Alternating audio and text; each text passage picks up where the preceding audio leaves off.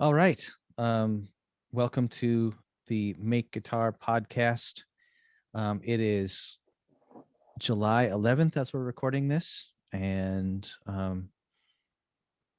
yeah, today we're going to talk about, we're going to talk about Delia Derbyshire and the um, origins of electronic music.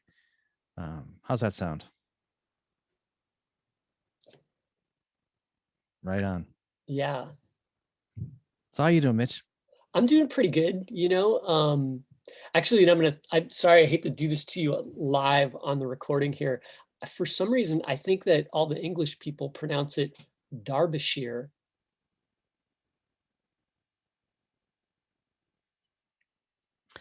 Yeah, I just basically, I pronounce things phonetically, but there's a lot of stuff that, they just like gloss over a bunch of words. It's almost like French, the way Yeah, well, British I people think the speak English English have sometimes. a weird way of pronouncing stuff, like certain words, Yeah, the English have their own pronunciation, but like here in America, we would say it Derbyshire, but in the film, they always say Derbyshire. right. It's like Yeah, it's like it's like the Thames or the Thames, and they all pronounce it the Thames. right. Yeah. Um, well, we have a lot of that kind of stuff on like on the East Coast or New Orleans, Oh yeah, yeah, good New point. Orleans. I guess we Yeah, have our own pronunciation. yeah, yeah. So they're forgiven. Yeah. Well, we watched that the documentary, right? What was that called again? The Delia Mode or Delian Mode or Oh, the something? Delian Mode. Yeah, that was the Yeah. one that was an actual documentary.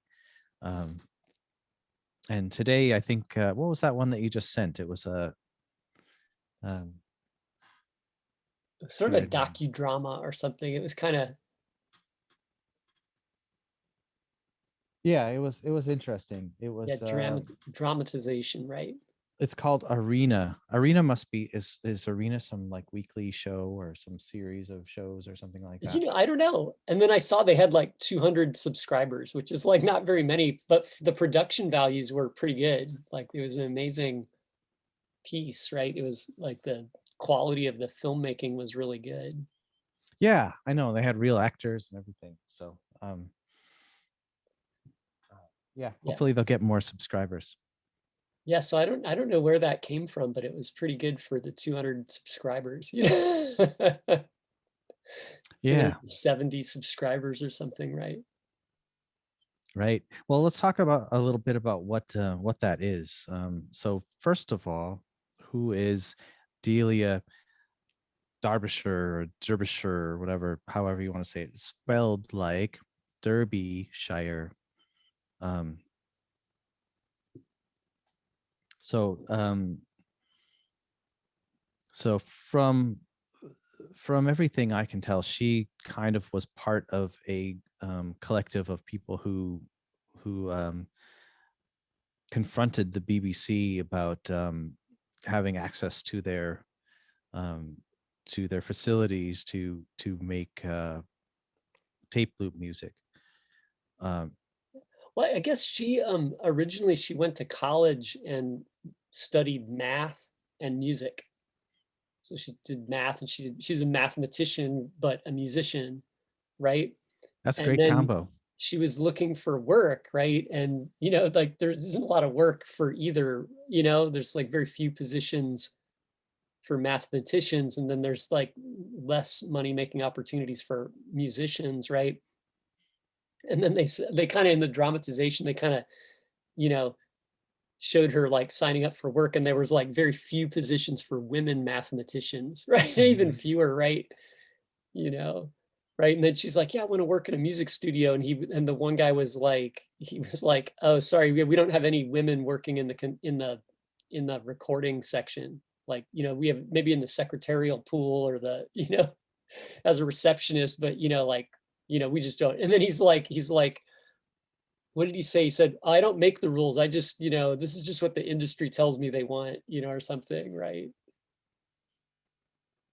Yeah, Yeah, but then I guess she ended up in the BBC in their what was it called? It was like, what was that department she was in? It was like the BBC sound. shoot, now I can't remember the name of it. I don't know, it was like radiophonic Oh, that's it. lab or Radiophonic something. Workshop. Yeah, radiophonic workshop. That's right. Yeah. Um, yeah, you know, the treatment of that subject in the documentary, the Delian Mode, was I mean, they discussed that, like, you know, sort of the sexism, and also the fact that the BBC didn't really think of um, the the workshops work as being like composers of music. They're just sort of like making an audio component to their shows, to their, you know, to their other productions. Yeah, yeah, they made a big point about So that. they weren't really getting credit as composers. They just worked there. Yeah, they made a big point about that where they were like, yeah, we don't, the BBC doesn't hire, or the Radiophonic Workshop doesn't hire composers. Like that was their, written in the contract or whatever, like we don't hire composers, right? But of course, like they were, like she said something like, well, if you take a bunch of sounds and you put them in order and give them arrangement, isn't that music? Maybe it's experimental, but it's still music, isn't it? Right? Well, you know, that's a really good question. I think that you many times said that you don't know that what you're doing on your Eurorack modules is music. I Um, have said that. but I'm not, I mean, especially when you have repeating patterns, or even if you have random patterns, because I've been playing with that and I really enjoy um the you know the the, the process of doing that. Um, it's not a composition when it's random, but I mean, when you have like five guys playing a piece on, you know, like in a jazz band, kind of off the top of their heads, maybe based on a theme, that's not really a composition either. That's jazz. We're not picking on jazz people here, but or at least I'm not. I don't know about you. No offense to jazz musicians, but you know, Yeah, that's I mean, that's I a, guess you could say it's a composition that you're composing on the fly, but I don't know if that's accurate. it's a good question. It is kind of a good question. Like, what is music? That's maybe beyond the scope of our discussion today, but it's pretty interesting question. Like if you press a button and it just starts making music and it will go on forever, is that music? Well, let's pose that question to our audience. If you're watching this and you think, well, if you have an opinion about this, put your answer in the comments below. Is it music? If you have a random note generated every, let's say every, you know, eighth of a measure or so, is that music? Yeah. That said, one thing that I really like about the synthesizer is when you program it and you program a sequence, it's almost like you have like a band that will, Hmm. vamp for you endlessly. They don't complain, Right. they don't stop, they don't change the key, Oh, I like that too. Actually, Yeah. usually when I'm playing when I'm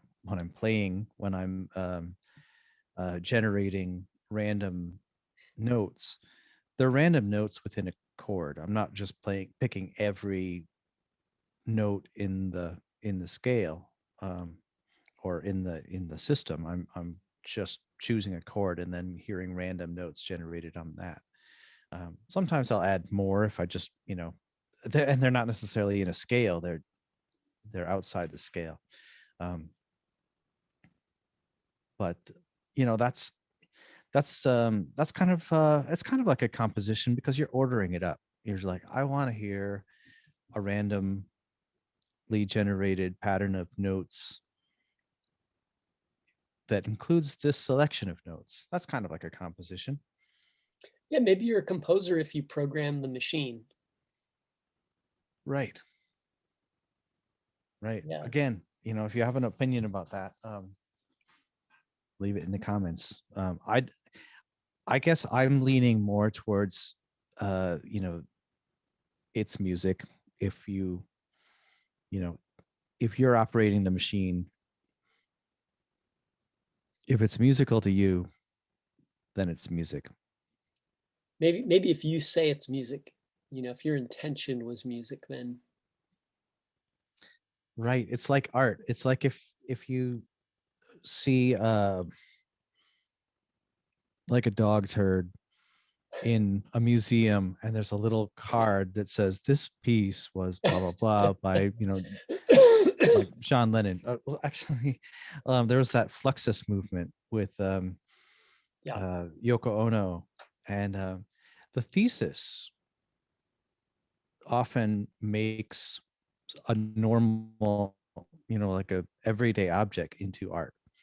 Um, sure. I'm I not a think big fan of that kind of stuff, but actually, I thought the Fluxus exhibit, I think I saw it at the Walker Art Center in Minneapolis a few years ago, but it was a traveling exhibit, and I thought some of it was really interesting to look at, and thought provoking in its own way.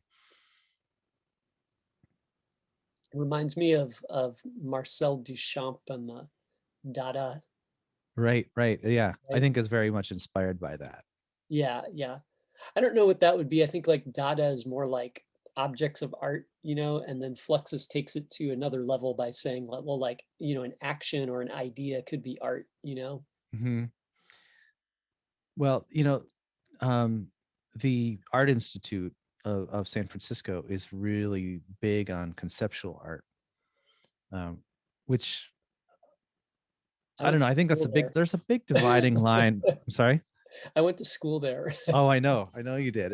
Actually, I um, I know quite a few people who went to school there, and I really like the work that they've done. Um, and then on the other side, you look at a place like the Academy of Art University.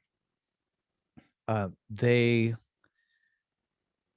they're very traditional. Like they don't have conceptual art, as far as I can tell. Everything is like if you're in the fine arts program, you're trying to make like a pretty picture of a mountain or a lake or whatever. It's it's really pretty traditional.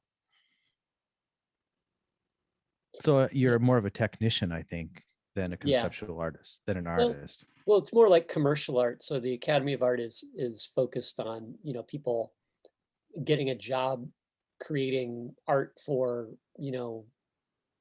publication, magazines and well now it's like the internet or, Mm-hmm. you know, interior design, architectural design, things like that, illustration, right? Mm-hmm. Where the Art Institute is more, art as, just art,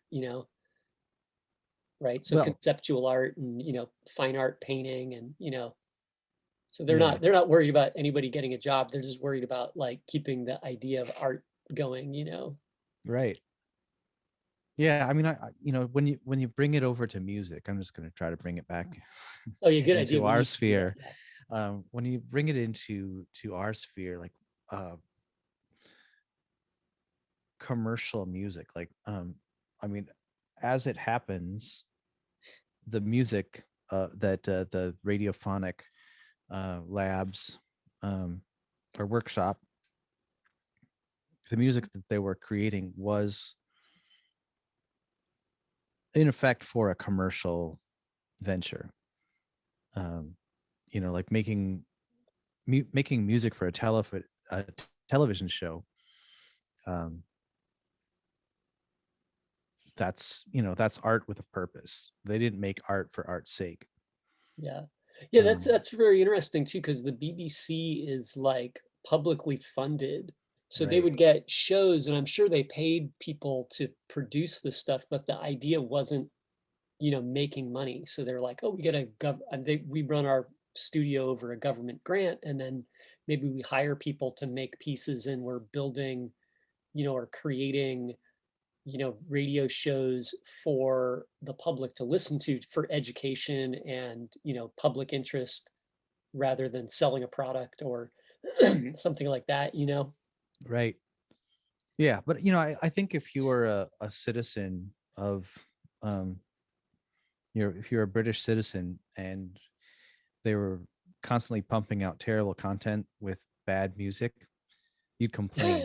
It's like it's sort of like it's You'd move to sort the of like United the States, right? So, yeah.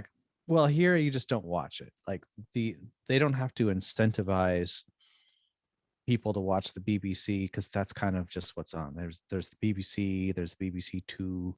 I don't know what else people have to watch, but yeah. I always kind of think like uh, it's sort of like socialized television. Like if people don't get the entertainment or the media that they want, they have every right to complain about it. Here we just have to just turn the channel. We have to just watch something else. Yeah. Um, Well, it's driven by so I advertisers, think no matter where you are as a creator, right? right? But So, no like, matter where you are, there is an incentive to make better television. yeah. So, the idea is like, if we don't have interesting enough television, then nobody's going to advertise with us. We're not going to get the Right. advertising dollars, right? Yeah. Yeah. The show is getting back to the the Delian Mode, right? It Oh, was the pretty Delian good. Mode. Yeah. Yeah, it was an interesting look at a unique personality, and I guess she did a lot of her work with with sound on tape, Right. which is a really interesting thing. And at the time, it was kind of new and like a you know emergent technology, so it was new and it was high tech at the time. Nowadays, it's kind of low tech, right? Or non-existent even because we have so much great digital stuff and you can host everything on YouTube. Right? Right. You don't need to save it to any kind of like, magnetic media, Right. right? But But it but it was she didn't even use tape strictly as a method of documenting the sound. She used it as a way of manipulating the sound. yeah, yeah, there was one point when they talk about um she talks about like calculating the the pitches based on the speed of the tape and then figuring out how long the notes should be for the score because like it'd be like 3 inches of tape might be like a 16th note or an eighth note or something, right?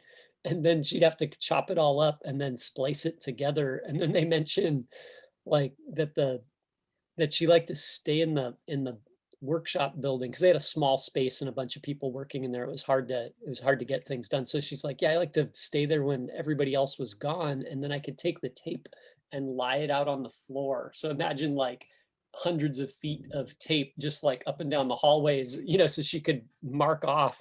I don't know how they do it, maybe with a grease pencil or something. Like she could kind of mark off like, okay, this is like the verse, or this is the chorus, or this is like section A or B or whatever. Right. I think that they could see the cuts and where they had spliced. Because there was one story where they're talking about when they were um, recording or putting together the bass line for that for the Doctor Who theme. They made a mistake, so they had to lay out the tape in this corridor so they could find that section where it had like one too many notes or something like that. Um, but it's really amazing. It's like such hard, I mean, such all that labor to make something that would be pretty easy to put together with a sequencer nowadays. Or even then, if you just had a room full of musicians, like they could play the parts, except for, they didn't really have, a Moog and like all this synthesizer equipment. Like they didn't have the Moog either. They just made it Hmm. from sound generators of some kind, and found sounds, and manipulated audio, you know. Yeah, it doesn't sound. None of what I've heard from her sounds like cut up tape. There's something that Oh yeah. kind of binds it together. Yeah. Um, Well, it's interesting. Get this though, too, is I got the impression, and they didn't say this specifically, or I might have missed it, but they didn't even have like a multi-track recorder. So what they had been doing was, and you see her, there's one scene where she's at like a row of of reel-to-reel machines. There's maybe 2 or 3 or 4 of them in a row, and she starts one, and then she does this, like, count, and then she starts the next one. Hmm. So, like, she queued them all up, and then she's like, "Okay, this one's starting, and then I'm gonna come in on the beat and start the next tape." And they had the hope that they would be in sync, right? Wow. I mean, she must have known her like acceleration curves for the machines, because that's really hard to do. That's hard to do digitally, you know. I Yeah. don't. Well, yeah, and then think about it this way, if you spliced all the tape too, like, your notes might shrink or expand a little bit by the time you got to the end of the tape. So even if the beginning was in sync, like the end, like who knows, right? But I swear there's a scene in there and you watch her, like, because they don't really Right. explain what she's doing, but later after watching it, like I went back and watched it the second time and then I realized like, oh yeah, she's starting the recording and then she's counting in the next one and she starts the second tape machine. And I think they did that with multiple tapes. There was a scene in the dramatization where they do a similar thing, but it's her and I think Brian. And they start Hmm. the machines together. So there's 2 machines. So they're like, okay, we're going to come in on sync. And they look at each other and they start the 2 machines together. And then they start the third one. So like, they had a 3-track piece of music. And they probably did that so they could, at some point on any piece where they could mix down, right? But they just did it with multiple tape machines and then mixed to like the 4th tape machine. No, that's crazy. I mean, I'm sure that there was a lot of trial and error, and it'd be really difficult to do that live in front of an audience. You'd have to, have a few attempts, I would imagine. Oh, yeah. Yeah, it probably took a few tries. And then you see those people, like I, yeah. Then you see these people today, like I think her name is Elise True, and she's kind of like a famous looper musician. And she starts with like a drum beat, and then she just stands up and starts playing the violin or whatever, like she just plays everything on her own. And she's been doing it for several years now. But everything's perfectly in sync, of course, because of MIDI. Oh, yeah, yeah. Um, And what's that but Susan Vega? I have to say, even that is impressive. Susan Vega, does she Yeah, I do think that as Suzanne well? Vega does that, I think, if I recall. Like she does some Oh, looping okay. stuff, right? I'm thinking of there's another woman too that she plays guitar and sings and like she did that song like the big black horse and the cherry tree. Oh, I And it's don't know like it. she just does it like looping. It's just her, like, actually it's like kind of a thing. Like a lot of people do it Yeah. nowadays. Because it's so easy. There's like Yeah. the technology is here. Right. Yeah, I'm trying to think of it. There's a woman, she's actually pretty famous, like not even in the YouTube world, but in the, like the pop world. And I think she's got like her first name is just her first initials. Hmm. And there's like she has a really cool sparkly silver Firebird on the cover of her album. Um, damn it, I can't The remember. car or the guitar? The guitar. Okay. Yeah. Firebird, yeah. Yeah. In the She should 80s. be standing on a Firebird. Yeah, yeah. Yeah, nice. Right. Yeah, but anyway, yeah, there's like a lot of people are doing cool looping stuff these days. I've seen some amazing loop artists. It's I'm not that great at challenging. it. I can get it to do a loop. I got the looper and I can get it to do a loop. It's hard to compose on the looper. You got to really plan stuff out in advance. Yeah. Well, it's really great practice, like coming around to the one again is always um well, it's a challenge that you don't get when you just kind of like noodle, or if you just practice a piece. Um have it basically like playing to a backing track. It's like playing with a band that, like a really tight band, like they're not waiting for you. You have to just get there. Yeah. Yeah. But anyway, yeah, the So I don't movie. know if I Oh, go on. oh, Sorry. sorry. I was just gonna say I got the Flamma FS01 drum machine / looper, and The drum beat definitely helps you catch that loop when when you're at the one again. But it's not perfect. You can easily get out of sync with it. Oh, funny. I love it when that drummer does that thing with on the cymbal, like when the loop comes around at the end of the measure or the end of 8 bars or whatever it is. Or you're talking about like Garage Band or something Well, like just that any drummer, when like, Kyle prepares you for the next measure. yeah, or they just Yeah, do a fill and you're just like, "Oh, great, I thanks." don't think I need my that, Flamma does that. right? Yeah. Um, but anyway, yeah, the movie was pretty It's good. pretty amazing that like the Garage Band drummers can basically set you up. Yeah, it was pretty good. Yeah. We'll link to it in the description. Otherwise, people aren't going to know what movie we were watching. Um, I also I think it might have been made pretty recently. Yeah. Yeah, I think it was pretty recent. I think I might have seen it a couple months back and then you pointed out and I watched it again, you know? Oh, the Yeah. Delian Mode I or this movie? The Delian Mode, and that other one I just ran into today though. 'Cause I think that other one was it has to be pretty new. It You know, was in made the this year. yeah, in the movie there's a guy too, his name is Sonic Boom, and they kind of interviewed him because and he says that back in the 80s or the 90s, like he was with some friends and he does like electronic music. I think he's in like Spaceman 3 and he has it like he records under Sonic Boom, right? Okay. So he has some albums. I forget what else. What is the other album? Spectrum is his other band, right? Hmm. It's just Okay. they just do electronic music, right? It's mostly just like him, right?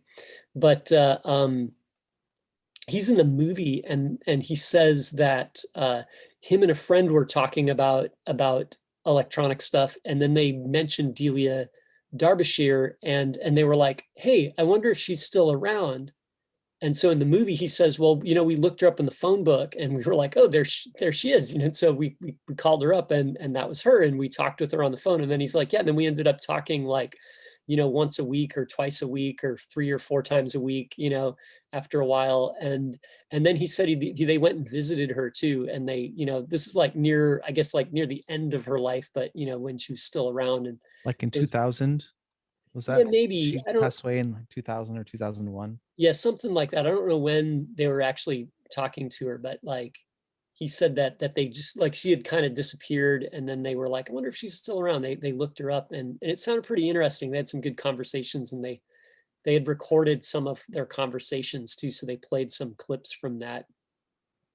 I really like that guy. I had his one of his records, the Spectrum record, and I thought it was pretty good. It was kind of reminding me of this. I had a BBC radiophonic workshop CD too, with that's where I'd heard Hmm. of Cool. Delia Derbyshire from the beginning. I they before this is before the YouTube show, but I just had the CD and she was in another band or had done some kind of musical electronic thing with some people and it was called um, White Noise, I think was the name of it, right? And I had that Was CD this too.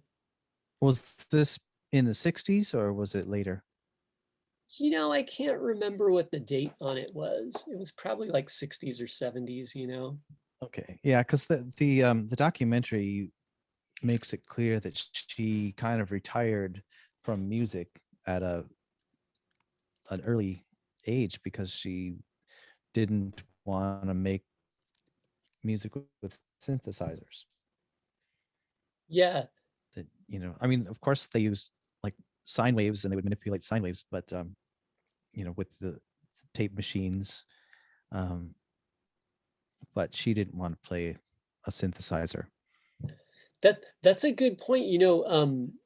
In the movie, there's some people they were saying, I forget who says this, but somebody brings up the idea. They're like, oh yeah, if Delia was around today, she'd be using all this equipment and stuff. And I thought like maybe, but then I also thought like the way that she created stuff was very craft oriented. Like it was like there was a craft to it. I don't mean like it was Mm-hmm. like, like a hobby or whatever. It was serious business, but it's kind of like a craft, like plumbing. Like you have to know how all the tools work and you have to understand the equipment and how each tool functions. And it's a totally different landscape nowadays with electronic stuff. So like her, mathematical like application to tape music creation, like where she's measuring tape, like and calculating the time between beats and the speed of the tape machine and stuff like that. Like I don't think that that applies directly to electronic music nowadays. So maybe it would have been a thing that, didn't interest her, or maybe something that it wasn't like the same craft for her. Yeah, I could see that. I mean, I think electronic music can often be sort of like oh, it's amateur hour, like anybody can get a micro freak and make sounds on it and not know at all what they're doing, like I do. Yeah. Yeah. Actually, I guess it says White Noise is like 1968 to 74. Oh, Maybe they came okay. out with some other records too, because I just had one album, like one CD. Like I just had started getting into the electronic stuff. Like I started building the synthesizer, and then I was like in the electronic section of the record store. Nowadays you don't go to the record store, but in the old days you'd go to the record store to find music. And so like I'd just be going through the CDs in the electronic section, and I'd be like, oh, Radiophonic Workshop sounds cool. I'm gonna go listen to this. Or I found the White Noise record. I just, because there wasn't a lot in there, so I just buy whatever looked interesting, and there was very few things to choose from. I miss those days. I remember going to a record store up in Noe Valley, and they actually had a experimental section, Oh yeah, and yeah, it was great. It was, you know there was nothing in there that I had ever heard of. yeah, yeah. I spent a lot of time in the experimental section too. I think that's where I ran into the Spectrum and the Sonic Boom record, right? And Mhm. that one's really cool. It's got this piece on there that has this poem by Francis Bacon, Mm. and they read it, or parts of it, in that dramatization. Like Delia reads part of this poem, and it's like, he talks about the future. It's called The Future Atlantis is the name of the poem. Oh, And so he's writing this in, like, I don't know when it was, like 1700s or something, 1700s, right? I forget when he was around, but I don't know a lot about Francis Bacon. I don't know anything until I actually have the book, though, just because I heard the album, and then I was like, oh, this is that. And then in the liner notes, it just said it was a poem by Francis Bacon. So I looked up the book. I like bacon, so that's why I know Francis Bacon. Yeah. Yeah, but in the poem, it's called like a new Atlantis, and then he says, "We have great sound houses for making strange and otherworldly sounds, and you will hear your voice echo." And and it kind of describes about reverberation and echo, and it's all this stuff that we take for granted nowadays with electronics, but like somehow Francis Bacon is has focused on this, right? And Mhm. like, and in his vision of the future, and it's very funny, like his vision of the future has a lot to do with sounds and how people communicate with sounds and the way they apply and manipulate sound, which is like a very interesting, you know, take on the future. When a lot of people would write about the future, they would write about the laser gun or traveling to another planet, or, something like that. Yeah, I find it fascinating when futurists or authors writing about the future will kind of, well, it's fascinating what they come up with for sort of like um, the pedestrian or the day-to-day things, like how politics will work, or how transportation, like ground transportation, will work, things like that. um Yeah, that's interesting. Yeah, actually, I guess Francis Bacon was 1629 is when he published wow, okay. New Atlantis, right? But yeah, but Sonic Boom put it on the Spectrum record, and he just made this, like, it's just all this weird electronic sounds, and then someone's reading the poem. It's kind of fun. Yeah, speaking of the way the city envisions the future is very interesting, because a lot of times the way the city does it is they get a picture of the future and then they just hire someone to, create their image, right? Or Hmm. their vision. Right, but their vision is oftentimes kind of not great, right? Like the way the city Well, not runs, right? accurate. Yeah. Yeah. Yeah. What was interesting was recently they did this in Ireland and they did it in San Francisco too, where and Ireland, I think they did it kind of on a bigger scale, but essentially what they did is they said like, here's a problem. Like we have a problem. Buses don't run on time, you know? And so what they did is they would take they would put the problem out there and they would hire someone to solve the problem. But the rule was the city was not allowed to tell the contractor how to solve the problem. And that was like 180 degrees different from the way they used to do it in the Hmm. past. And they said it was like they were getting better solutions for cheaper. So the idea was like you don't tell the contractor how to solve the problem. You hire the contractor to solve the problems. People put bids on it and they maybe say what their solution is going to be, but then the city hires them and they step back and let the person or people, you know, implement their solution. Yeah. I think that always makes for a better product. I mean, the client can't, I mean, there's a reason they hire somebody. The client can't like sort of predict what's going to be successful. We'll talk about this in another episode, but there's a great documentary on Disney Plus about the guy who composed the theme music for The Mandalorian and all of the incidental music. And he's a really creative guy. And it's like when it kind of was like when they introduce him and you see him like kind of starting this process, it's kind of funny. Like it's like, how is this weird French hippie guy going to come up with a soundtrack for this well-funded primetime show, that's part of this beloved franchise, and he does a great job. Well, I gotta check that out. But if Lucas or yeah, it's really good. If Lucasfilm had said we want it to sound, like like the old Star Wars theme, but new and unfamiliar, they would have torpedoed it. So they basically gave the guy free reign, and he starts out with some really weird thing. I think like some big like hand carved clarinets or something like that. He's got some weird flutes and things like that he kind of like the bulk of his composing gets done on that. Cool.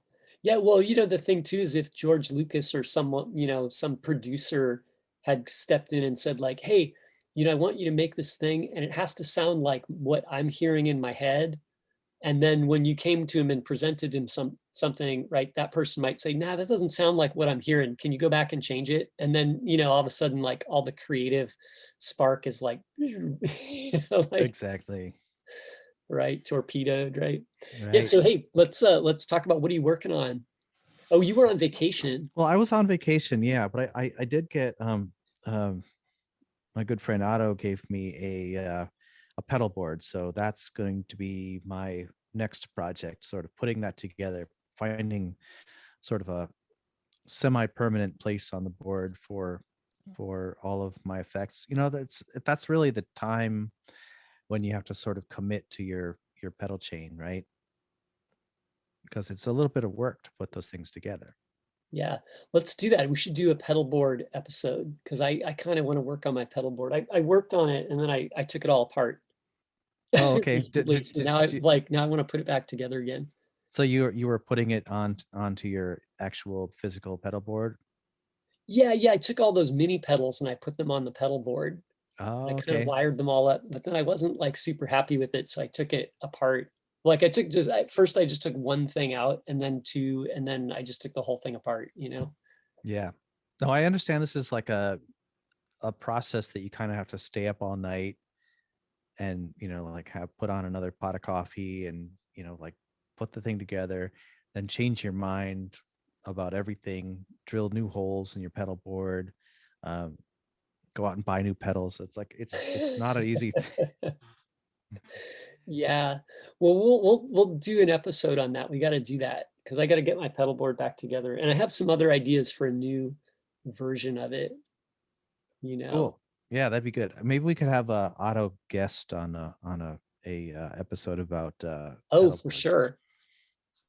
Yeah, we should totally do that because I think we would all three of us come up with different ideas for the pedal board.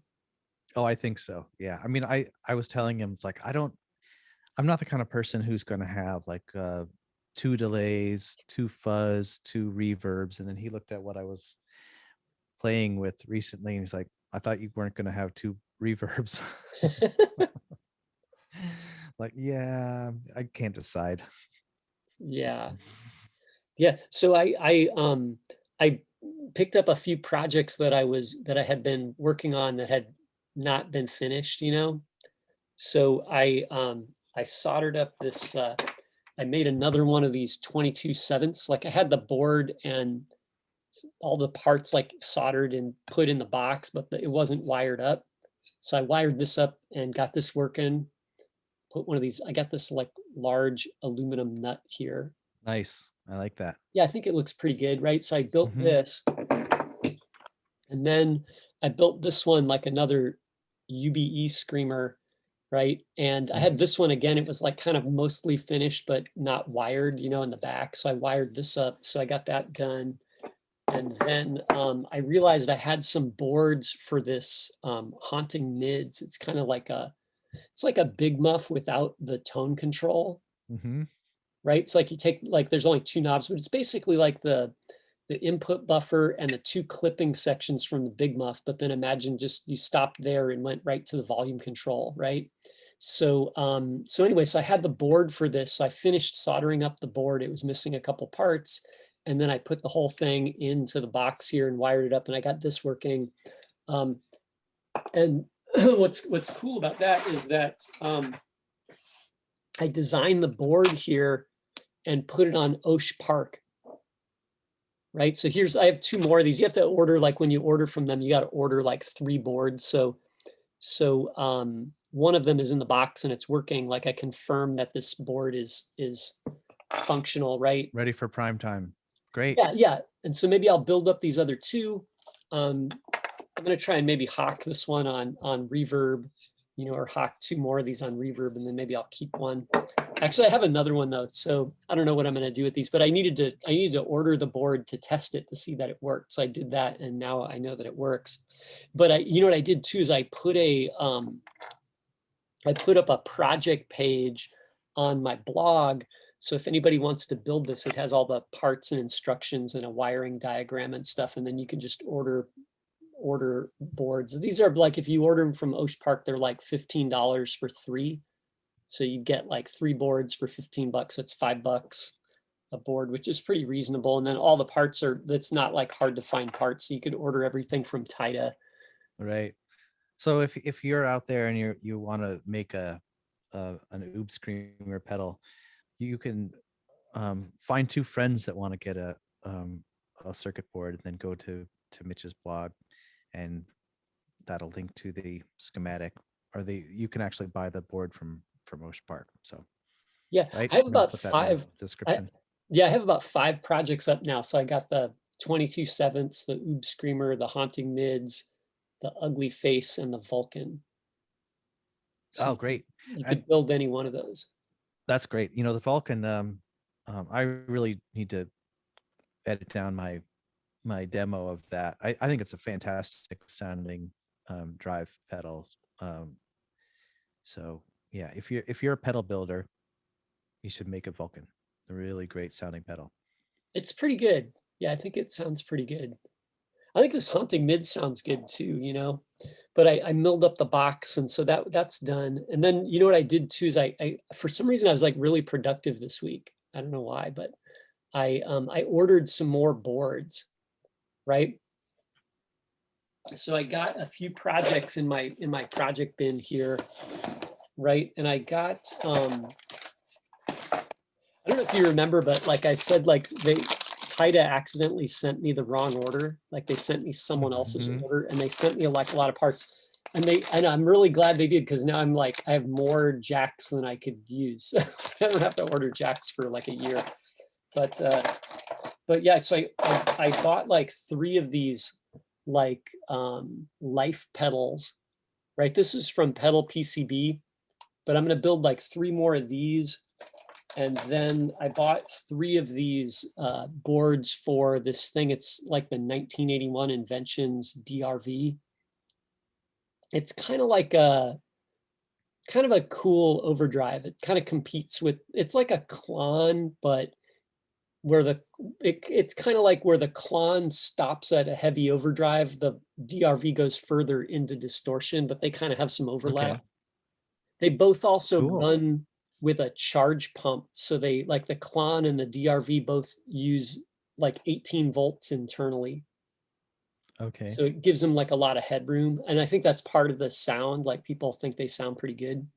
So I'm going to build 3 of those.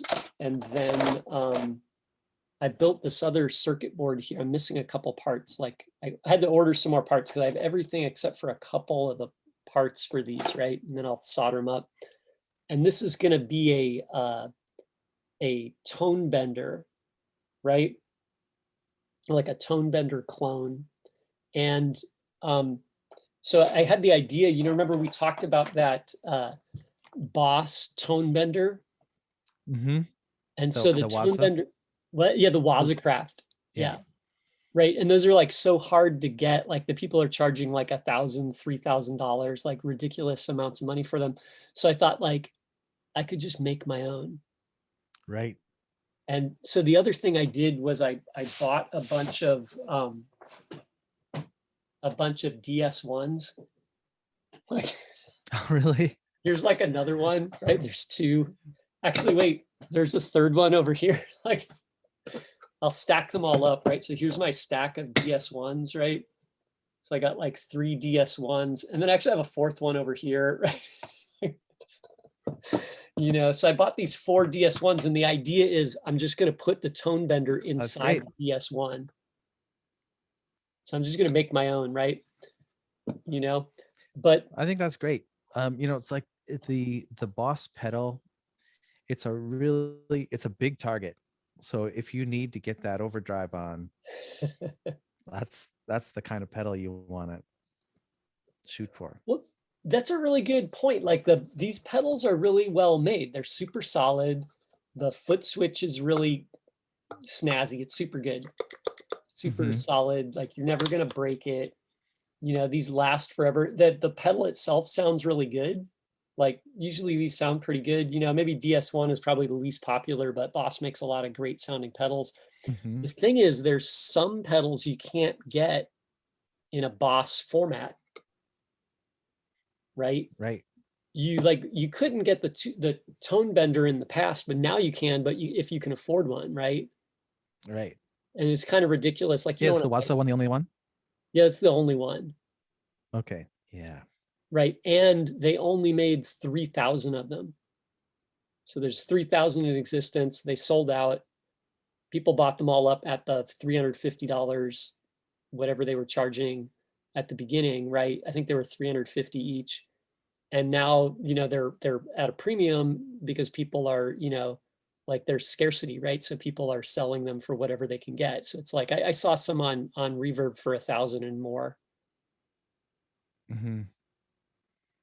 So that's I thought, crazy. I thought that Oh, go on. I was just gonna say I thought that the slow gear was ridiculously expensive, but it's only like half the price of that. $1,000 for a Boss pedal. I know, ridiculous, huh? Yeah. So then I thought I could make my own. It cost me about $40, which is kind of expensive for an enclosure. So it's a little bit of an experiment here, but costs about $40 for the enclosure. But then the parts are going to be like, maybe $20 or less, right? Because it'll be like $5 or $10 for the circuit board, and then the rest of the parts are maybe like $10,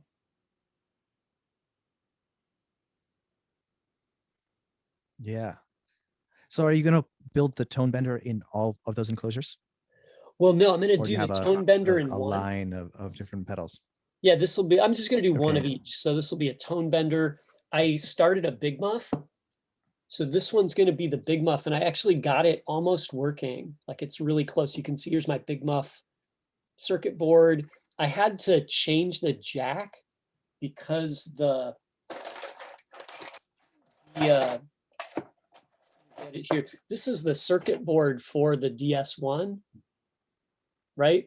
So I took the circuit board out, and you can see on the end, the jack is mounted to the circuit board. So without the circuit board, there's nothing to connect the jack to.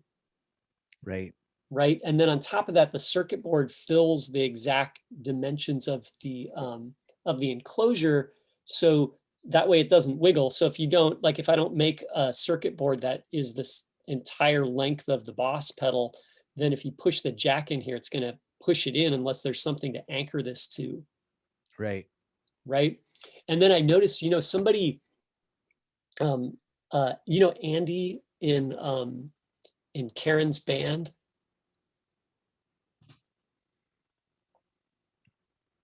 Yeah, Yeah. he had a Morley bass fuzz wah, and then the jack was broken. So Karen brought it home, and then I took it apart and fixed it. And these and it was one of these jacks. And what happens is every time you push the thing in, is it wiggles a little bit. And what had happened was the solder here, there's like 3 legs on this thing. You can see like 3 legs right there. This back leg here had pulled the copper trace off the circuit board. Oh, wow. Because, it would wiggle a little bit, right? And then the jack, the little leg that goes through here, is stressing the copper that's connected to the circuit board. It's just kind of stuck on there. It's not like it's, welded in place. It's just kind of glued or something, right? But anyway, so that had peeled off. So I took this thing off and I just replaced it with one of those, like one of these jacks, right? But then this is like, screwed on and connected to the enclosure. So then it's not stressing the circuit board, right? So I just replaced it with this, and then hopefully that'll work. Or it worked. I tested it here, so hopefully that'll last a lot longer. But then I thought about that. I was like, wait a minute. The Morley is falling apart, and I've seen tube screamers. Like I fixed someone's tube screamer that had the same exact problem, right? And it's a problem like you could kind of predict mechanically, you'd picture that would happen. But then I thought, Boss pedals usually don't have that problem. Why are the Boss pedals surviving this jack? Right? So I'm looking at this and I realize, you know what they do? I don't know if you can see this here, but there's a bunch of glue. Like they just basically glue this thing down. I don't know if you can see that, but there's like a little trail of glue here, Yeah. This is all glue. And actually these areas here are where they have a ribbon cable that goes to the pot. So they actually glue the ribbon cable down too. Right. And I realize they do that because the ribbon cables they use a solid strand wire. So it's very prone to breaking if it wiggles back and forth. So, Boss just they use some low-tech solutions to really make their stuff more solid, Yeah. Well, if it works, that's great.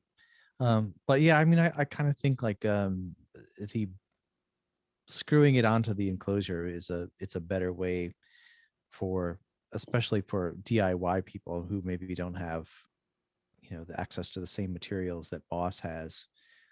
Like if you want your pedal to last, I think you really gotta mechanically cinch it down. Oh yeah. You know what I did was on this one, like this is going to be the Big Muff. Like there's my Big Muff board right there. I took one of these kind of jacks and I reamed out the square. So it had a square hole like this. And so I reamed it out for one of these and I just put one of these jacks in it, what I noticed those, because I bought these 4 DS1s and then I also bought an SD one. I kind of went nuts. I bought a bunch of Boss pedals. Is that super distortion? That's SD? I think it's a super overdrive. Oh, okay. But I was looking at this one, like I was just examining how it was made, And you'll notice the jack is different, Mm-hmm. right? So this one has just like a little opening, and then the jack just pokes through, right? And then it's mounted to the board. And it's like glued onto the board so it doesn't come loose, right? This one though, the jack is different, and you'll see like this has it's part of the enclosures underneath, Mm-hmm. and here the jack goes all the way to the bottom. So here like the little window just is like a notch cut into the enclosure rather than just a window. Right. And this jack is different. It has like little slots, so it slides onto the enclosure. So the jack is actually supported by the enclosure. And so what's cool about this is like with this one, if you were going to mod this pedal, you could just use this jack, right? Right. And so I'm going to explore this one more. I took it apart just to look inside it, but they also have a circuit board attached to the back of the jack. It's like the jack is mounted with a little circuit board on the back of it. And that circuit board, I don't know what's going on with that one, like, because it has a bunch of little surface mount parts on it. So I'm going to go look at that a little more closely. But I feel Okay. Are like you I might be able to just incorporate this jack and its circuit board and then just replace their other circuit board with mine. okay? So you're going to do that to that one as well. Yeah, I think so. Yeah. Okay. Yeah, I was thinking it'd be really cool if you had a pedal board with all orange pedals on it, but you're gonna have one yellow. Yeah, maybe, Yeah, I don't know. I just kind of thought like it'd be fun to have like, Boss pedals that you couldn't get. So like the tone bender, a big muff. I'm gonna put that DRV pedal into one of the Boss enclosures. So that's 3. And then what else? I had another couple pedals that I wanted to do. But essentially, like I'm just trying to stick with the 3-knob pedal, Right. you know? Actually, here's like another interesting difference, right? Notice the controls.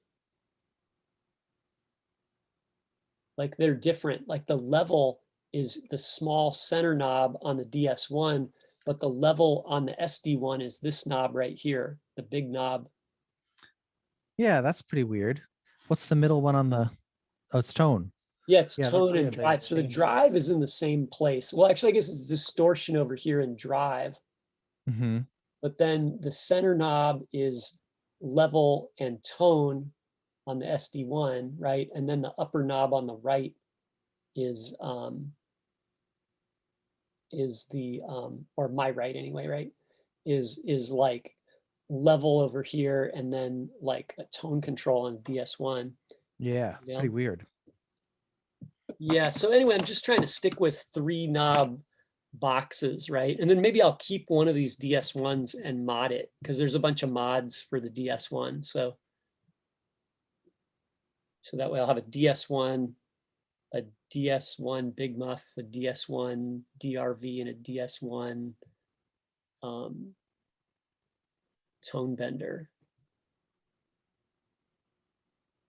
That'll be cool. You probably wouldn't. I mean, I probably wouldn't have that many different like sort of drive, fuzz, distortion type pedals on a board. Um, but I don't know. Maybe you would. I don't know if you use like drive and fuzz kind of interchangeably, but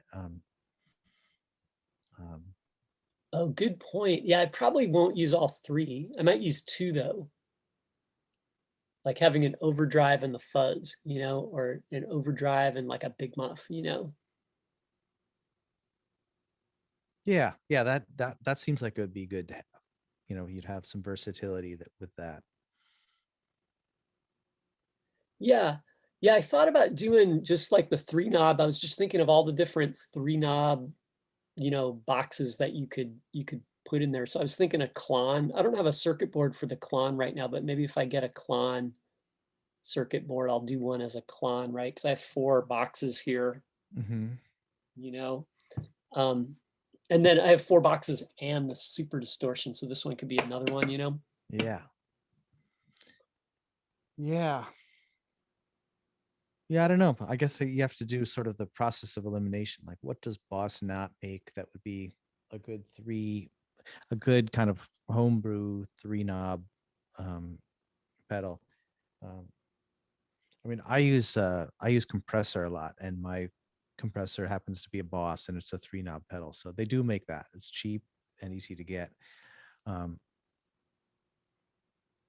I don't know. I did kind of decide recently, listening to a lot of Cure, that I need some kind of like a flanger or chorus or some kind of, some kind of modulation pedal, like maybe a phaser. Um, Oh yeah, yeah. I like having like a phase shifter or the flanger. You gave me that flanger. I should give it back to you. Now you want it. well, oh, now you have it. It's a It's kind Boss of pedal. good. Yeah, it's kind of good actually. I like that pedal. It works good. You know, though like that's another one where I just have one of those. Like I'd never have the flanger and the phaser. Right. I wouldn't do both. I just have Yeah. one. I Like mean, I kind of think that the flanger, like if you have the,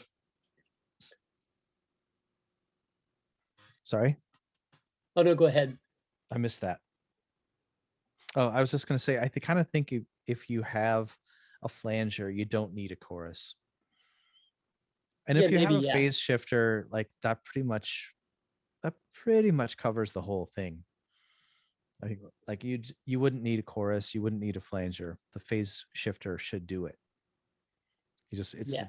just about dialing it in.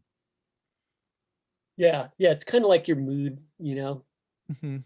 flanger mood or a phase shifter mood or a chorus, you feel in your 80s, got your chorus. Yeah. Yeah, I borrowed a phase shifter from Dan a few weeks ago, and it was cool. It was I hadn't used um any of those modulation effects for a long time, um so it was kind of it's weird hearing yourself play through a pedal like that when you haven't used one for a while. Um I definitely think I could go for a phase shifter. I was listening to Melody's Echo Chamber the other day, and I was like, this sounds like a phase shifter with the speed turned way down, because it just sort of Yeah. it I, constantly surprises you, like the tone. yeah, that's a sound that I actually really like is like phase shifter or flanger, but with the speed way down. So it's just slow, Yeah. like super slow change, especially like with distortion, because you kind of you can kind of hear it like, like Hmm. it's kind of nice, right? Yeah. Yeah, actually, speaking of phase shifter, the other thing I got is I haven't started this yet, but I got some of these circuit boards. These are circuit boards for a clone of the Love Tone doppelganger. So, are you familiar with Love Tone? No. No, Oh, I know the name, but I've never like experienced any of their pedals. yeah. Well, in the early like 2000s, they were a company from England, and they produced some really interesting effects. Not a big line. They had maybe 5 or 6 pedals, but they were usually in big steel enclosures that kind of sloped front. And they always had like lots of controls with lots of different things you can do. So they made a thing called the meatball that was an envelope filter. Hmm. Um, and then they made a thing called the ring stinger, I think was what it was called. And it was like a ring modulator, right? And then they made a like this doppelganger. And doppelganger is a phase shifter that has 2 sections. So there's 2 4-stage phase shifters, and then each phase shifter has an LFO attached to it. So you can have them both running at different speeds. You can sync one to the other. You can change the waveform. And then it has some jacks too for like expression pedal and stuff like that, right? So it's like a phase shifter with like all the bells and whistles, right? But anyway, I'm going to try and build 3 of these and then see if I can hawk 2 of them on the interwebs, right? Cool. Good plan. Yes, that's my goal. Because this is like the Love Tone pedals are hard to get now. They're really they're like $1,000 if you try and get one on Reverb. because they just they don't make them anymore. Oh wow. You know, the guy, he So made a couple. what would be the controls on that? Sorry, go ahead. Oh, yeah. Let me see, like the controls. There's a bunch of controls. Let me see. Actually, I have the manual here for it. Let me open it up here.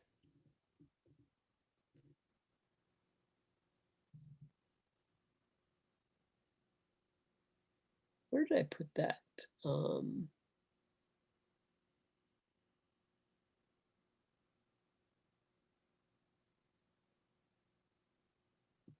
Sorry, I don't know what I had. I have like this folder full of these PDFs. And I'm looking for it. It has a bunch of controls though. There's one for, nope, that's not it. Where is that thing?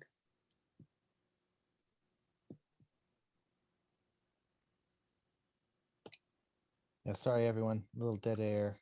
Sorry. I'm looking up the Oh, tone here it on is. I got retail it right myself. here. Here it is. Yeah, it's got a lot of knobs. It's the Quadratron is the name of the board. Let me see here. Where's the layout here for the board?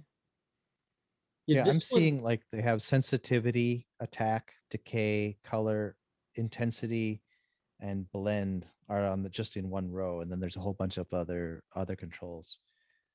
yeah, Yeah, I can see how you'd need all those controls.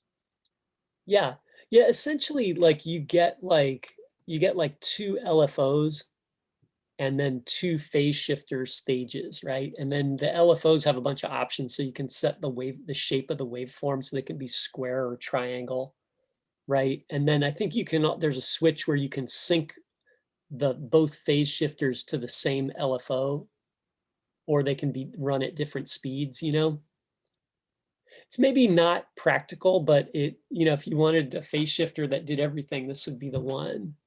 It might be more practical than having one with only one LFO, or like I could see how being able to double it up would be that would be handy, like just sonically make it more usable.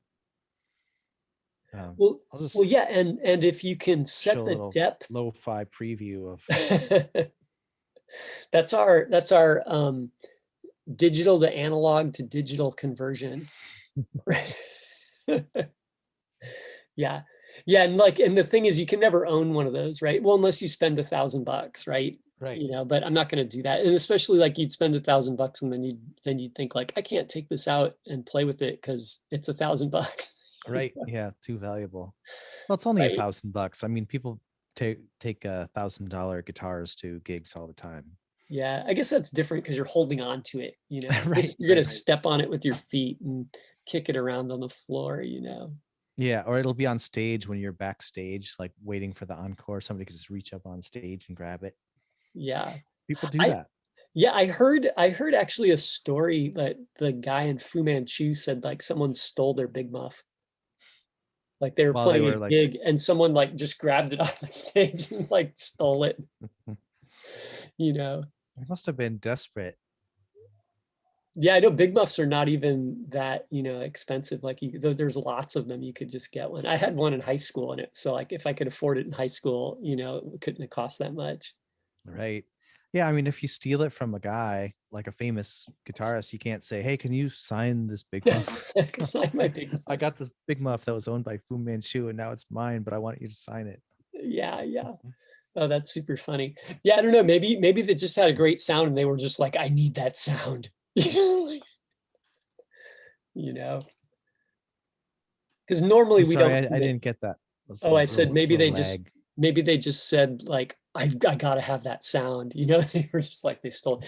Normally we don't. Oh, yeah. Normally people don't commit crimes like that, but it was maybe a crime of passion. They just thought like I have to have that sound. Yeah. Well, I've definitely been at a concert and it's like, I want that guy's guitar. Did you steal it? It was the only guitar he played. He didn't have like another guitar. It was the guy from blonde redhead. He's got that one Les Paul Jr. that he just plays all the time. Oh yeah, that's a nice guitar. Yeah. Yeah. But anyway, yeah, so those are the projects right now. I got a couple out the door there.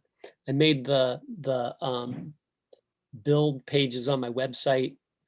The other thing I did was I built 3 of these like life pedals, right? And so I made a blog post about building the 3, and I sold 2 of them on Reverb. So I kind of talked about the cost and the profit. I gave it like an analysis, which is kind of back a napkin, right? It's really not super accurate, but kind of in the ballpark. I mean, essentially I made $140 was the long and short of it. That's pretty good. I mean, you can't like, feed a family, but just as a way of sort of paying for your hobby. Yeah, good point. Good. Like I didn't lose money, Yeah. right? So, I mean, there was some hassle. So I don't know if that $140 paid for the time, like my hours to put it together, maybe. So maybe I paid myself to do the work, Right. you know? Right. But that was Yeah. like what I came up with, it I think cost those were expensive too. They cost about $65 to make, because the circuit board is about $18 because it's really big. So this is like 18, and then you need 3 switches, and then it's got like 5 pots and another like rotary switch, like this little mini rotary switch. So this is a couple bucks. And then it's got some of these, like it uses these transistors. Actually, these are for the next projects, right? But these transistors were about $1 each, which is expensive for a transistor, So it uses a couple of these FETs that are hard to get. So they cost about $1 each. They're like 99 cents a piece. Yeah. Yeah. That is pricey for a little thing. Yeah. And then the box, you need to get like a big $13 enclosure. So I added it all up and it came up to be about $65 for all the parts, right? So if I built 3 of those, it's like 180, 95, that's like $200 for parts, and then I sold them for maybe like, I asked for 200 a piece. Somebody bought one for 200 and some guy lowballed me, and I sold it. And then there's shipping, like you got to pay shipping on the parts. So like when I added it all up, like I came up $140, and I have a life pedal. Yeah. So that's another thing. Like I have a pedal. The thing about that pedal though, too, is it's hard to get it. Like the company that makes it, they make a new one now, but the original one, they don't make it anymore. It was like a limited run, so you can't get them, or they're like $1,000 or $700 or something on Reverb. Right. Yeah. I mean, I think that's a great incentive to build pedals when you want to make something that is rare or super expensive. If it's makeable, because I think we've talked about like the slow gear would be really difficult to make. That's a hard one. Yeah. That one, just the nature of the circuit. I don't know if someone makes like a really good PCB for it, I might try that, but I think I wouldn't do that from scratch. Yeah. Unless you're really into it. If you're really into it, go for it. But I'm actually like just going to be realistic that it would be a lot of time and effort, and then the return on it would not be that great. Like I wouldn't enjoy having the slow gear, like it wouldn't do a whole lot for me. Yeah. Well, I have the Moore, the slow engine, and I like it a lot. But it's kind of one of those it's like a songwriting pedal. It's a pedal that maybe you use on like one song or something like that. Yeah. How much was that? How much did that cost you? I think it was like $100. It was pretty cheap. And it's a mini pedal. Yeah, cheap, right? So for $100, like you could spend $100 of time and effort to get the slow gear working. Right. Yeah, that's like this the DRV pedal, right? Like I bought 3 circuit boards for this, and so I'm going to build 3 of these. And I wanted to try this one. They're about like $250 if you buy them new. And the guy that makes them does a really cool pedal. Like his pedals look really cool. He does them like in different colors every time. It's the same pedal, but the case is different, like he just colors it different. And he does like, I don't know if he does like a run of like 100, and then he posts them to his website, and they usually are sold out like almost immediately. So they're hard to get. So you can look them up used on Reverb, and they cost a lot because people know you can't get them. Mm-hmm. So then I was like, screw it, I'll just make my own. And 250 is a little steep for a pedal. Yeah. So I'm kind of calculating that I could build one of these for like $35, you know? So then I'm like, well, I might as well build it myself. And then if I put it in, even if I put it in a Boss enclosure, if I put it in this DS1 enclosure, it's only going to be like, you know, like $70, you know, or 75, something like that. Cause I had to pay like $40 just for the box, but Right. that's still cheaper than buying a new one, you know? Yeah. And then you'll have it in your preferred type of enclosure. Yeah. Right. So maybe I'll do an all Boss pedal board, right? Like Robert Smith. Yeah. Yeah. Me and Robert Smith, right? Except I'll have pedals that Robert Smith can't even have. He probably doesn't need them. Exactly. Yeah. I know he had to settle for everything that Boss makes. Yeah. Well, Right. by now, maybe he's got, like some boutique pedals that you don't see on stage. Like they're in the basement, somebody else is operating them. Yeah. Yeah. Probably now he's moved on from Boss, you know, though he probably still uses all the Boss stuff. But hey, Yeah. so I got a question. Let's move on. What are you listening to this week? Uh, you know, I didn't really listen to a lot of music this week. Um, yeah, I think I added some things to my list. But yeah. Oh, Psychedelic Furs. I have to go back and listen to the Psychedelic Furs. Um, I heard some. Well, yeah, Otto kind of put me onto some cool songs that are on, like the songs or the albums that were they put out in their heyday, like Mirror Moves, but songs that I had never heard by not buying the album. So that's my mission. Oh yeah, maybe I should try that out and listen to that. That sounds kind of interesting. I'm Yeah, remembering the 80s now. yeah, they have a good sound. Yeah, they do. Yeah. I also heard a couple of other things. Shovels and Rope it's a cool country band that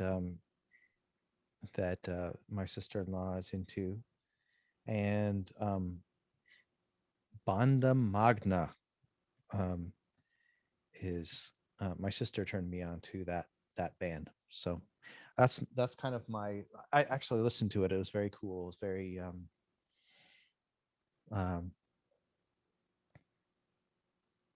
it's just very spatial. Um, I don't remember where um, they're from, but it's a woman I think named Magda, and the band is it's her band. That's why it's called Banda Magna. Um, but yeah, it's a really great singing, great band. Yeah, How about cool. you? What are you listening to? Oh, well, I was listening to German rock, right? I don't know why, but for some reason I got onto this band called Kadaver, Kadavar. And they're pretty good. They remind me of like, I don't know, early Scorpions or Rainbow, you know, Interesting. more so than like Black Sabbath, but it's kind of a little Hmm. bit like Black Sabbath with a little Ronnie James Dio, but not so much the operatic, you know, just kind of more Hmm. the rock. They're pretty good. I actually really enjoyed them. They're very super like stoner rock, more so than a lot of bands, you know. So they were pretty good. And then I was listening to this other band Are too. they on Bandcamp? Yeah, they're totally on Bandcamp. And then I think there's this other band. I think they're German too. Okay. They're called Church of the Cosmic Skull. And Ooh, that's a great name. yeah, and they're pretty good too, but they sound a little more like, kind of like, 70s rock, but a little more leaning towards ELO, Hmm. Okay. where like Cadavers, like, it's like similar, but like without the ELO, like they're like 70s rock, like, so they were both pretty good. Yeah, I would recommend those. Cool. Church of the Okay. Cosmic Skull. The name is Yeah. really funny. It's Yeah, pretty I good. really dig that name. It is good, yeah. Um, Yeah, Kadaver's not a yeah, bad those name either. cadaver guys. No, it's cool. I was actually curious if that's how the Germans spell cadaver. Our the word that starts with a C in our country, in our language. Oh, funny. Yeah, I Um, wonder. Yeah. um, but yeah, I like this. Um, that they look like a 38 special or something. Yeah, they don't sound like 38 Special. I They like that sound more like, guitar. yeah, yeah, they sound more like, I don't know, like I want to say Rainbow or something, right? Cool. Okay. Yeah, Church of the I dig Cosmic it. Skull is kind of like, it's like a bigger band too. They have like maybe 6 people or more, and they have like an organ player and then a guitar player, and everybody's singing harmony and stuff.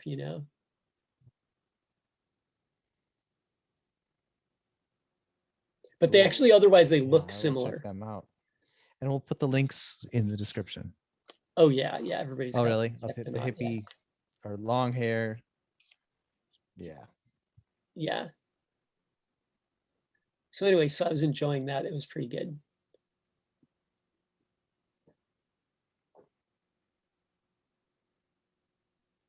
Yeah, you know what I was doing too? I don't know if this Oh, is go on. this is a really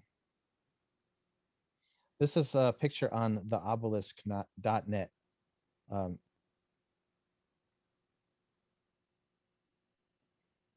you ready? Yeah. Oh yeah. That's a that's a good look. Wow, is that 7 They people look like a there? cult. They um yes, that's 7 people. Nice. Yeah, they're pretty good too. I enjoyed their record. I got to listen to another one. I just was on Bandcamp and I was just like, you know, like, hey, these guys look pretty cool. I'm gonna go listen to one of their records. Yeah, yeah. Surfing Bandcamp is a great way to get exposed to music. You can just kind of like, look at the recommendations of any band. Like if you like a band, you can see like what they recommend. That's often a good way to hear new music that's, um, in that same vein. Yeah. Yeah, they have these genre tags too, so you can search by a genre, you Hmm. know. It's pretty good. Yeah, I think Bandcamp's the best way to find music these days. I agree. I Yeah. agree. And it's free to listen. Yeah. Yeah, actually, what I did too is I changed up guitars too. I was playing that SG, but I had it tuned down to B. And so for the last week or two, I was just playing the low tuned SG. And that was kind of fun at first. And then I was kind of getting stale. So I put that guitar away and I just got a regular guitar out in standard tuning. And then it was Hmm. really inspiring. It was totally different to play and it sounded different, even though it was basically, just a guitar, but it was kind of inspiring. So that was good. Yeah, I think that's great. Actually, while I was in Minneapolis, well, I saw Otto, and he has all of his guitars tuned to uh, open E, and so I thought, well, I'll tune one of my guitars to open E, and it's a really great way to just start writing songs because you can't do the things that you always did on a guitar. You have to kind of get familiar with the tuning. Um, and of course it's great for slide, but if you're playing individual notes, you kind of have to figure out what the relationship between the strings is in a new way. And I think it's a really great way to come up with like intervals that you don't normally play. Oh yeah, that's a great idea. I got to try that. Like maybe I'll try that this week. I'll tune a guitar up to something different than standard tuning. Yeah, and then it's like I noticed that there's certain tricks that you can do to keep it so you're not just playing that like one finger chord progressions. Like the different things that you can do to kind of um mix it up a little bit. Yeah, that sounds pretty inspiring. I'm gonna give that a try. Hey, should we wrap it up? Yeah, it's You got cool. anything you wanna add? Yeah. Uh, no, no, I think we've covered all the bases. I just want to say to our audience, thanks for watching as always. And again, if you have any thoughts about what is music, put them in the comments below. I really want to know what, Yeah, we you know, need to know. We're still trying to once and for figure it out. all, what is this thing? Yeah. Okay. All right. Peace. See you next time.